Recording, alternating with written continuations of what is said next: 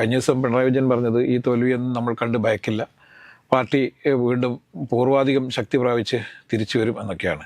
പക്ഷേ പാർട്ടി പലതവണ തിരിച്ചടി നേരിട്ടിട്ടുണ്ട്, അവിടുന്ന് തിരിച്ചു വന്ന ചരിത്രമൊക്കെ ഉണ്ട്. പക്ഷേ ഈ തോൽവിയും നേരത്തെ ഉണ്ടായ തോൽവിയും തമ്മിൽ വലിയ വ്യത്യാസമുണ്ടെന്നാണ്. ടീച്ചർ പറയാത്തതും അല്ലെങ്കിൽ ജനങ്ങൾക്ക് അറിയാവുന്നതായ ഒരുപാട് കാരണങ്ങളുണ്ട്. അതിലൊന്ന് പേരാവൂരിൽ കൊണ്ട് ടീച്ചറെ മത്സരിപ്പിച്ച് ടീച്ചറുടെ രാഷ്ട്രീയ ഭാവി പൂർണ്ണമായും ഇല്ലാതാക്കുക എന്ന ഒരു ലക്ഷ്യം ഉണ്ടായിരുന്നുള്ളത്. ഗോവിന്ദൻ മാഷ് കരുതി എന്താണ്, അദ്ദേഹം നേരത്തെ മത്സരിച്ചിരുന്ന മണ്ഡലം അദ്ദേഹം വച്ചൊഴിയുന്ന സമയത്ത് അത് അദ്ദേഹത്തിൻ്റെ ഭാര്യ തന്നെ മത്സരിക്കട്ടെ എന്ന് തീരുമാനിക്കും. അതിന് ഗോവിന്ദൻ മാഷ് പറഞ്ഞ മറുപടി എന്താണെന്നറിയോ? ഭാര്യ ആയതുകൊണ്ട് ഞാൻ അവരോട് മത്സരിപ്പിക്കേണ്ടെന്ന് പറഞ്ഞാൽ അതൊരു ആണധികാരത്തിൻ്റെ ഇതായി മാറും എന്നൊക്കെയാണ് പറയുന്നത്. പക്ഷേ ആ സമയത്ത് മുഖ്യമന്ത്രിക്കെതിരെ ആരും സംസാരിക്കാൻ തയ്യാറില്ല. കാരണം പവർഫുള്ളായ പിണറായിയെ ആർക്കും നേരിട്ട് എതിർക്കാനുള്ള ശക്തി ഉണ്ടായില്ല, ധൈര്യം ഉണ്ടായില്ല. കാരണം പിണറായി എതിർത്ത് കഴിഞ്ഞാൽ പാർട്ടിയിൽ നിന്ന് പുറത്താക്കപ്പെടും എന്നുള്ളൊരു ഭയം കാരണം ആരും സത്യം പറഞ്ഞില്ല. രാജാവ് നഗ്നനാണ് എന്ന കാര്യം വിളിച്ചു പറയാൻ ഒരു കുട്ടി പോലും തയ്യാറായില്ല എന്നുള്ളതാണ് സത്യം. നമസ്കാരം. സമാനതകളില്ലാത്ത വിമർശനമാണ് CPM നേരിട്ടുകൊണ്ടിരിക്കുന്നത്. അവരെ ചരിത്രത്തിൽ തന്നെ ഈ അടുത്ത കാലത്ത് ഇങ്ങനെ നേരിട്ടുണ്ടാവില്ല. അതിലേറ്റവും കൂടുതൽ നല്ലൊരു പങ്ക് കേൾക്കുന്നത് സംസ്ഥാന സെക്രട്ടറി MV ഗോവിന്ദനും മുൻ മുഖ്യമന്ത്രിയും ഇപ്പോഴത്തെ പ്രതിപക്ഷ നേതാവായ പിണറായി വിജയനുമാണ്.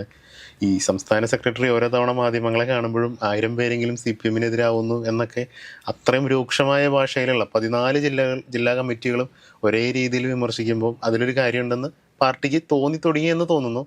എന്തായാലും നമുക്കറിയാം, തിരുത്തലുകളിലൂടെ തിരിച്ചുവരവ് നടക്കൂ എന്നൊക്കെ പറയുമെങ്കിലും ഇപ്പോൾ CPM ഇപ്പോൾ വീണെടുക്കുന്ന ഒരു കുഴിയിൽ നിന്ന് എത്ര പെട്ടെന്ന് തിരിച്ചു വരാൻ പറ്റുമെന്നൊക്കെ ഒരു സംശയമില്ലേ ശരിക്കും? അല്ല, കുഴിയെന്നല്ല, പടുകുഴിയില്ല. തിരിച്ചു കയറുക എന്നുള്ളത് അത്ര എളുപ്പമല്ല. കയറാൻ വേണ്ടി ശ്രമിക്കും എന്നുള്ള കാര്യത്തിൽ യാതൊരു സംശയമില്ല. കാരണം പാർട്ടിയെ സംബന്ധിച്ചിടത്തോളം കയറിയേ പറ്റുള്ളൂ. പക്ഷേ സമാനതയില്ലാത്ത ഒരു തിരിച്ചടി ആണ് ഈ ഇപ്പോൾ ഉണ്ടായിരിക്കുന്നത്. അപ്പോൾ കഴിഞ്ഞ ദിവസം പിണറായി വിജയൻ പറഞ്ഞത് ഈ തോൽവിയൊന്നും നമ്മൾ കണ്ട് ഭയക്കില്ല, പാർട്ടി വീണ്ടും പൂർവാധികം ശക്തി പ്രാപിച്ച് തിരിച്ചു വരും എന്നൊക്കെയാണ്. പക്ഷേ പാർട്ടി പലതവണ തിരിച്ചടി നേരിട്ടിട്ടുണ്ട്, അവിടുന്ന് തിരിച്ചു വന്ന ചരിത്രമൊക്കെ ഉണ്ട്. പക്ഷേ ഈ തോൽവിയും നേരത്തെ ഉണ്ടായ തോൽവിയും തമ്മിൽ വലിയ വ്യത്യാസമുണ്ടെന്നാണ്. കാരണം പാർട്ടി അണികൾ ഉയർത്തുന്ന ഏറ്റവും വലിയ ആരോപണം എന്ന് പറയുന്നത് പിണറായിയുടെ ഏകാധിപത്യമാണ് ഇത്രയേറെ വഷളാക്കിയെന്നാണ്. ഇന്നേ വരെ CPM-ൻ്റെ തോൽവിക്കൊന്നും അങ്ങനെ ഒരു മുൻ മുഖ്യമന്ത്രിയോ അല്ലെങ്കിൽ പാർട്ടിയുടെ സംസ്ഥാന സെക്രട്ടറിയുടെ നിലപാടുകളൊന്നും തോൽവിക്ക് കാരണമായിരുന്നില്ല. പാർട്ടി മൊത്തത്തിലെടുത്ത ചില തീരുമാനങ്ങളിലുണ്ടായ വിഷയങ്ങൾ, നയപരമായ വിഷയങ്ങൾ, അതുപോലെ ഭരണത്തിലുണ്ടായ ചില പാളിച്ചകളൊക്കെ കൊണ്ടാണ് ആളുകൾ എല്ലാ കാലത്തും 5 വർഷം കഴിയുമ്പോൾ പാർട്ടിയെ മാറ്റി പരീക്ഷിച്ചിരുന്നത്. പക്ഷേ ഈ പിണറായി സർക്കാരിന് ഉണ്ടായ ഏറ്റവും വലിയ അവമതിപ്പുണ്ടാവാനുള്ള ഏറ്റവും പ്രധാനപ്പെട്ട കാരണം എന്ന് പറഞ്ഞാൽ കഴിഞ്ഞ 10 വർഷക്കാലം ഒറ്റ ആൾ തന്നെ പാർട്ടിയെയും സർക്കാരിനെയും നിയന്ത്രിച്ചു എന്നുള്ളതാണ്. ഇപ്പം പല സ്ഥലങ്ങളിലായിട്ട് നടക്കുന്ന വിമർശനം, കാരണം നിങ്ങൾ എന്ത് വേണം വിമർശിച്ചോളാൻ പറഞ്ഞു, നിങ്ങൾക്ക് പറയാനെല്ലാം പറഞ്ഞോളാൻ പറഞ്ഞു. അതുകൊണ്ടാണ് ആളുകൾ പാർട്ടി ഫോറങ്ങളിൽ ഇത്തരത്തിലുള്ള വിഷയങ്ങൾ കൃത്യമായി തുറന്നു പറയുന്നത്. ഒരു ദയയില്ലാത്ത വിമർശനങ്ങളാണ്. അല്ല, ദയന്റെ ആവശ്യമില്ല. കാരണം ദയ എന്ന് പറയുന്നത് മരിച്ചു പോയിട്ട് ഓക്സിജൻ കൊടുത്തിട്ട് കാര്യമില്ലല്ലോ. അതുകൊണ്ട് ഇതൊരു ഓക്സിജൻ കൊടുക്കുന്ന ഒരു പ്രക്രിയയാണ് ഇപ്പം നടന്നുകൊണ്ടിരിക്കുന്നത്. അതുകൊണ്ട് പാർട്ടി നേതാക്കളെ കൃത്യമായി വരഞ്ഞിട്ട വരിയിൽ നിർത്താൻ ഉള്ള ശ്രമത്തിലാണ് ഇപ്പോൾ അണികൾ നടത്തുന്നത്. ഇത് നേരത്തെ നടത്തിയിരുന്നെങ്കിൽ ഒരുപക്ഷെ ഈ പാർട്ടി രക്ഷപ്പെടുമായിരുന്നു, ഇത്രയും ദയനീയമായൊരു തോൽവി ഉണ്ടാവില്ലായിരുന്നു. എന്താണ് പയ്യന്നൂരിൽ സംഭവിച്ചത്, എന്താണ് തളിപ്പറമ്പിൽ സംഭവിച്ചത്, അങ്ങനെ കണ്ണൂർ ജില്ലയിൽ ആകമാനം ഉണ്ടായ വിഷയങ്ങൾ എന്തായിരുന്നു, അതുപോലെ തന്നെ അമ്പലപ്പുഴയിൽ എന്തുകൊണ്ട് G. സുധാകരൻ സ്ഥാനാർത്ഥിയായി വരേണ്ടി വന്നു. ഇപ്പം നാളെ നടക്കുന്ന സത്യപ്രതിജ്ഞ, MLA-മാരുടെ സത്യപ്രതിജ്ഞയിൽ പ്രോട്ടോൺ സ്പീക്കറായിട്ട് UDF-ൻ്റെ ഈ സർക്കാരിൻ്റെ കാലത്ത് പ്രോട്ടോൺ സ്പീക്കറായിട്ട് വരുന്നത് CPM-ൻ്റെ സമുന്നതനായ നേതാവും മുൻ മന്ത്രിയുമൊക്കെ ആയിരുന്ന CPM-ൻ്റെ മുൻ മന്ത്രിയുമൊക്കെ ആയിരുന്ന G. സുധാകരനാണ് എന്നുള്ളത് തന്നെയാണ് ഇതിനുള്ള ഒരു ഏറ്റവും വലിയ ഉദാഹരണം. എന്തുകൊണ്ട് പയ്യന്നൂർ തോറ്റു എന്ന് ചോദിച്ചു കഴിഞ്ഞാൽ, തളിപ്പറമ്പിൽ എന്തുകൊണ്ട് തോറ്റു എന്ന് വെച്ചാൽ CPM-ൻ്റെ തീർത്തും ജനാധിപത്യ വിരുദ്ധമായ നിലപാടുകൾ കാരണമാണ് എന്ന് പറയാം. കാരണം പയ്യന്നൂരിൽ ഫണ്ട് തട്ടിപ്പ് ഉണ്ടായെന്നും രക്തസാക്ഷി ഫണ്ട് തട്ടിച്ച് MLA-ക്കെതിരെ നടപടി ആവശ്യമുണ്ട് എന്ന് പറഞ്ഞ് രംഗത്തിറങ്ങിയ, അല്ലെങ്കിൽ അത്ര ആരോപണവുമായി നിരവധി തവണ നേതൃത്വത്തിൻ്റെ മുന്നിൽ അവതരിപ്പിച്ച ഈ ഇത്തരം വിഷയങ്ങളെയൊക്കെ മുഖവിലക്കെടുക്കാനോ അത് ചർച്ച ചെയ്യാനോ തയ്യാറാവാതെ ഞങ്ങൾ തീരുമാനിച്ചതാണ്, ഞങ്ങൾ അദ്ദേഹത്തെ തന്നെ സ്ഥാനാർത്ഥിയായി തുടരുന്നു, TA. മസൂദൻ മത്സരിക്കും, നിങ്ങളങ്ങ് വോട്ട് ചെയ്താൽ മതി എന്നുള്ളതാണ്. അപ്പം ജനങ്ങൾ അടിമകളാണ് എന്നുള്ള രീതിയിൽ ഉള്ള ഒരു മനോഭാവം അവിടുത്തെ പാർട്ടി ജില്ലാ സെക്രട്ടറി ഏറ്റെടുത്തു. അതുപോലെ തന്നെ സംസ്ഥാന നേതൃത്വം അദ്ദേഹത്തിന് വലിയ രീതിയിലുള്ള പിന്തുണ കൊടുത്തു. യഥാർത്ഥത്തിൽ കണ്ണൂരിലെ തിരിച്ചടിക്കുള്ള പ്രധാനപ്പെട്ട 2 കാരണക്കാർ, ഞാനിത് ഇലക്ഷന് മുന്നേ പറഞ്ഞാണ്, ഇലക്ഷൻ കഴിഞ്ഞതിന് ശേഷം പറഞ്ഞാണ്, റിസൾട്ട് വന്നതിന് ശേഷം ഒരിക്കൽ കൂടി പറഞ്ഞാണ്, പലതവണയായിട്ട് ഞാൻ പറഞ്ഞതുകൊണ്ട് ഒരുപാട് ഡീറ്റെയിൽ ആയിട്ട് പറയുന്നില്ലെങ്കിൽ പോലും 2 പേരാണ്. അത് ഒന്ന് അവിടുത്തെ ജില്ലാ സെക്രട്ടറി ആയിരിക്കുന്ന കെ രാഗേഷ്, അതുപോലെ തന്നെ സംസ്ഥാന സെക്രട്ടറി ആയിരിക്കുന്ന MV ഗോവിന്ദൻ. ഇത് 2 പേരാണ് കണ്ണൂരിലെ ഈ തിരിച്ചടിക്ക് കാരണം. നമുക്ക് എന്തുകൊണ്ടാണ് കെ ശൈലജയെ ഒരിക്കലും സാധ്യതയില്ലാത്ത പേരാവൂരിൽ കൊണ്ടേ മത്സരിപ്പിച്ചതെന്ന് പറഞ്ഞാൽ, തീർത്തും ടീച്ചർ ഇപ്പം കഴിഞ്ഞ ദിവസം പറഞ്ഞു എന്നെ ഒതുക്കാൻ വേണ്ടി ആരും ശ്രമിച്ചില്ല, ആരും അല്ലാതിരുന്ന് എന്നെ MLA ആക്കി, 4 തവണ MLA ആയി, 1 തവണ മന്ത്രിയായി, ഇതിൽ പരം എന്നെ ഏത് രീതിയിലാണ് സംരക്ഷിക്കാനുള്ള പാർട്ടി, അതുകൊണ്ട് പാർട്ടിയെ ഞാനൊന്നും പറയില്ല. അത് അച്ചടക്കമുള്ള പാർട്ടി ഇനിയും ഉണ്ടാവണം എന്ന് ആഗ്രഹിക്കുന്നതുകൊണ്ട് ടീച്ചർ അത്രയും പറഞ്ഞു നിർത്തി. പക്ഷേ ടീച്ചർ പറയാത്തതും അല്ലെങ്കിൽ ജനങ്ങൾക്ക് അറിയാവുന്നതായ ഒരുപാട് കാരണങ്ങളുണ്ട്. അതിലൊന്ന് പേരാവൂരിൽ കൊണ്ട് ടീച്ചറെ മത്സരിപ്പിച്ച് ടീച്ചറുടെ രാഷ്ട്രീയ ഭാവി പൂർണ്ണമായും ഇല്ലാതാക്കുക എന്ന ഒരു ലക്ഷ്യം ഉണ്ടായി എന്നുള്ളതാണ്. അതാണ് അവിടെ ഉണ്ടായ തിരിച്ചടിക്ക് കാരണം. മട്ടന്നൂരിൽ 60,000 വോട്ടിന് വിജയിച്ച ടീച്ചർ എന്തിനാണ് പേരാവൂരിൽ കൊണ്ട് മത്സരിപ്പിച്ചതെന്നുള്ളത് വളരെ വ്യക്തമാണ്. അവിടെയുള്ള പാർട്ടിക്കാർക്കൊക്കെ അറിയാം. എന്തെങ്കിലും ന്യായങ്ങൾ നിരത്തിയാലും ഇത് എല്ലാവർക്കും അറിയാം.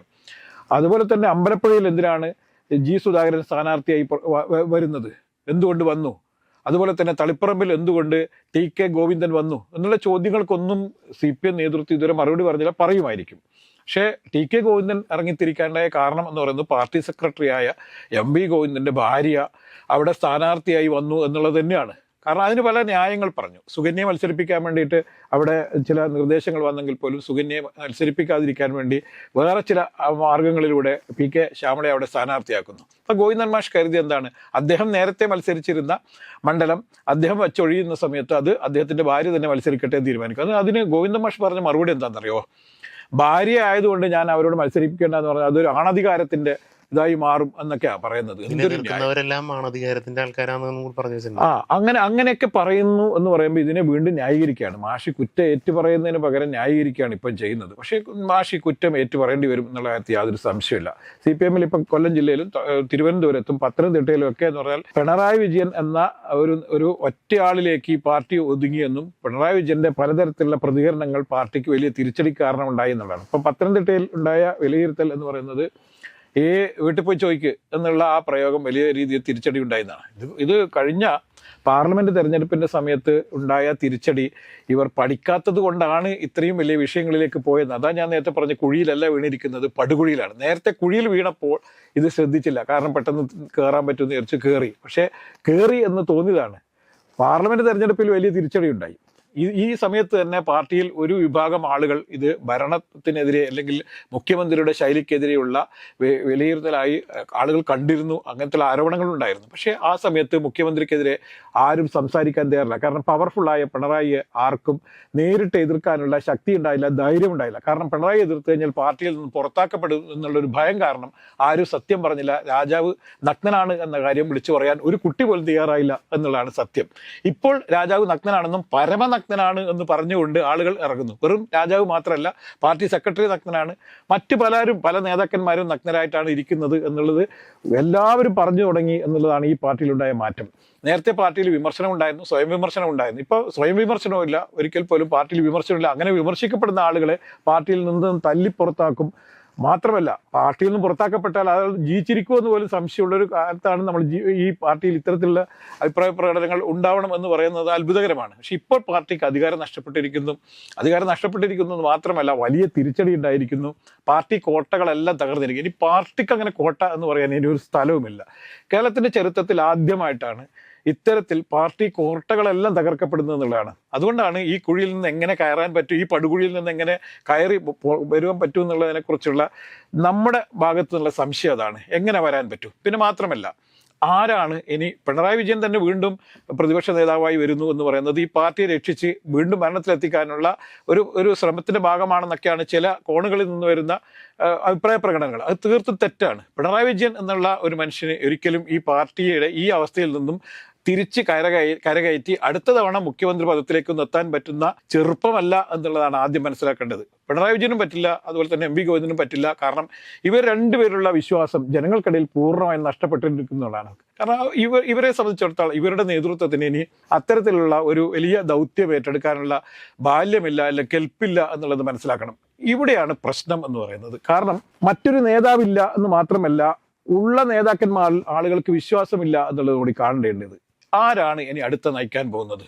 അത് പറയണമെങ്കിൽ അദ്ദേഹത്തിന് വേണമായിരുന്നു പ്രതിപക്ഷ നേതാവായി കൊണ്ടുവരാൻ വേണ്ടി. അങ്ങനെ ഒരാളിനെ പാർട്ടിക്ക് അവതരിപ്പിക്കാൻ പറ്റാത്തത് കൊണ്ടാണ് പിണറായി തന്നെ വീണ്ടും വരുന്നത്. ഇപ്പം പോളിറ്റ് ബ്യൂറോയിൽ തീരുമാനിക്കപ്പെട്ടു എന്നൊക്കെയാണ് പറയുന്നത്. പക്ഷേ എപ്പോൾ തീരുമാനിച്ചു, ആര് തീരുമാനിച്ചു എന്നതിനെ കുറിച്ചൊന്നും ഒരു വ്യക്തതയില്ല. അപ്പം നമുക്ക് അത് പാർട്ടി കാര്യമായതുകൊണ്ട് തന്നെ നമുക്കറിയാത്ത കാര്യങ്ങൾ അതിനെക്കുറിച്ച് നമുക്ക് ഡീറ്റെയിൽ ആയിട്ട് പറയാൻ പറ്റില്ല. പക്ഷെ എങ്കിൽ പോലും പിണറായി എന്ന ബിംബം തീർത്തും തകർന്നിരിക്കുന്നു എന്നുള്ളത് സത്യം ഇവർ മനസ്സിലാക്കിയേ പറ്റുള്ളൂ. പാർട്ടിയുടെ കുറേ ഇപ്പോഴും ഈ തോറ്റുപോയി എന്നുള്ളതൊന്നും വിശ്വസിക്കാത്ത കുറേ ആൾക്കാർ ഇപ്പോഴും ഉണ്ട്. അല്ലെങ്കിൽ ആ യാഥാർത്ഥ്യം മനസ്സിലാക്കാൻ പറ്റാത്ത കുറേ അടിമകളായ ആളുകൾ ഇപ്പോഴും ഉണ്ട് ഈ പാർട്ടി എന്നുള്ള കാര്യം സത്യമാണ്. പക്ഷേ അടിമക്കൂട്ടത്തിന് തന്നെ വലിയ രീതിയിലുള്ള തകർച്ച സംഭവിച്ചിരിക്കുന്നത് കാരണം അവർ കാര്യങ്ങൾ മനസ്സിലാക്കി തുടങ്ങിയിരിക്കുന്നു. ഇതില് നമ്മൾ ഈ ട്രോളായിട്ട് എപ്പോഴും പറയും ഇവര് തോറ്റതല്ല പ്രശ്നം, തോറ്റു എന്ന് ഇവരെ പറഞ്ഞ് അതാണ് ഏറ്റവും വലിയ പ്രശ്നം.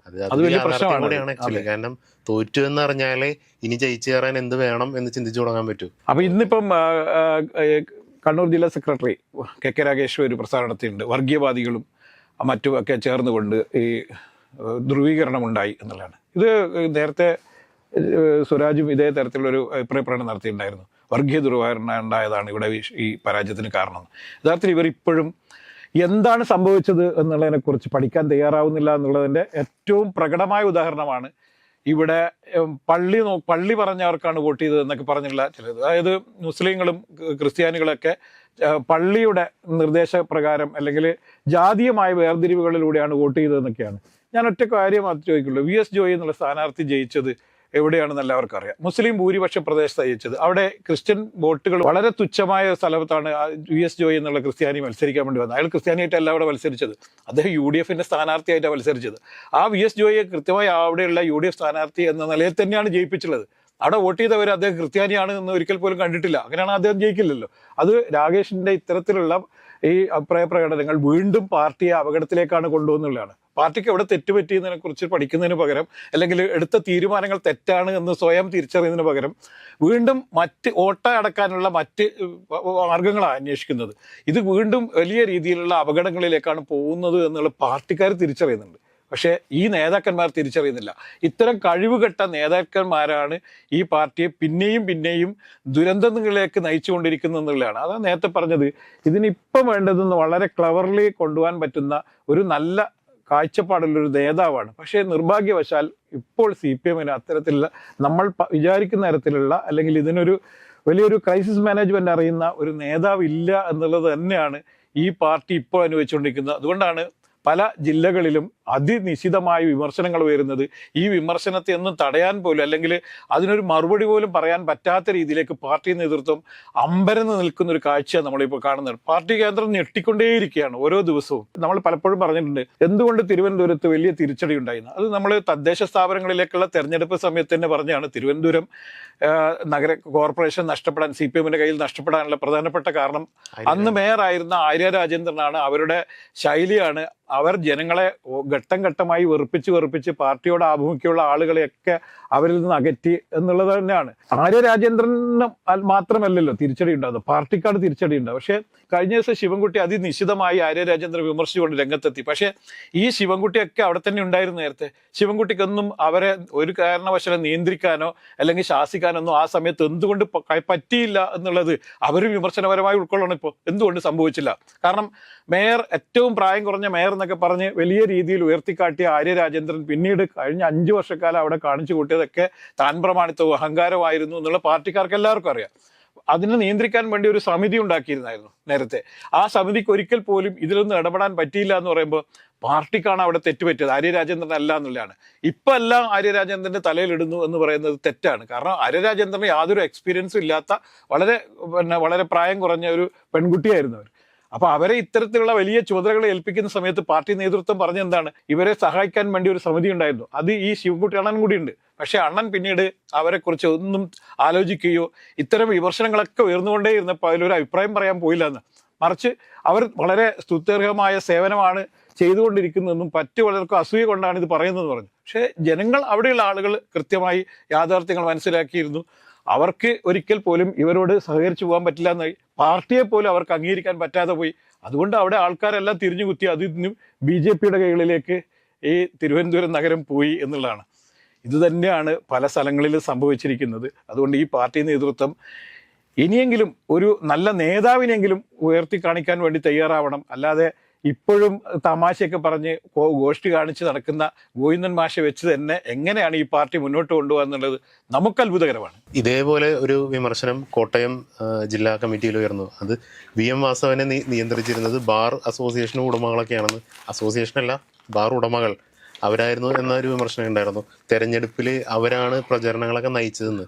ഇതൊക്കെ ഇപ്പം പറയുന്നതിൻ്റെ അർത്ഥം എന്ന് വെച്ച് കഴിഞ്ഞാൽ വാസവനെ പറ്റി ഇതിനു മുന്നേ ഇങ്ങനൊരു ആരോപണം ഇവരാരും ഒരിക്കൽ പോലും ഉന്നയിച്ചിട്ടില്ല. അതാണ് ഇതിൻ്റെ രസം. അല്ല, അത് ഇപ്പം എറണാകുളത്തെ സംബന്ധിച്ചിടത്തോളം എറണാകുളത്തെ പാർട്ടിക്കെതിരെ നടക്കുന്ന ഏറ്റവും വലിയ ആരോപണം P. രാജീവാണ് ഇവിടുത്തെ വൻ പരാജയങ്ങൾക്ക് കാരണമെന്നും.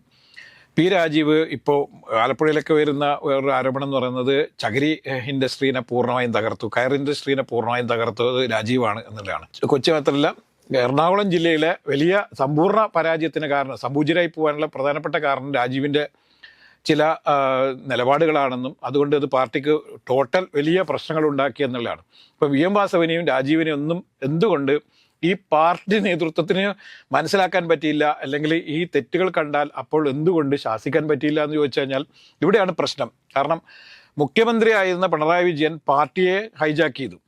അതുകൊണ്ട് തന്നെ മന്ത്രിമാരായിരുന്ന ഓരോ ജില്ലയിലും ചുമതലയുണ്ടായിരുന്ന മന്ത്രിമാർ അത് ആ ജില്ലകളിലെ പാർട്ടി ഹൈജാക്ക് ചെയ്തു. അപ്പോൾ പാർട്ടി നേതാക്കന്മാർക്ക് ഒരു തരത്തിലും പ്രതികരിക്കാൻ പറ്റാത്ത, ഈ പ്രതികരണ ശേഷിയില്ലാതെ വന്ധ്യംകരിച്ച് വളരെ കെട്ടുകാഴ്ചകളായി നേതാക്കന്മാർ മാറുന്നൊരവസ്ഥ വന്നു. ഇത് പാർട്ടിയുടെ ചരിത്രത്തിൽ ഇല്ലാത്തതാണ്. പാർട്ടി പൂർണ്ണമായി ഇല്ലാതാവുകയും മന്ത്രിമാർ മാത്രമായി മാറുകയും മന്ത്രിമാർ അവർക്ക് ഇഷ്ടമുള്ള കാര്യങ്ങൾ ചെയ്യുകയും ചെയ്തു. അതെന്തുകൊണ്ടാണ്?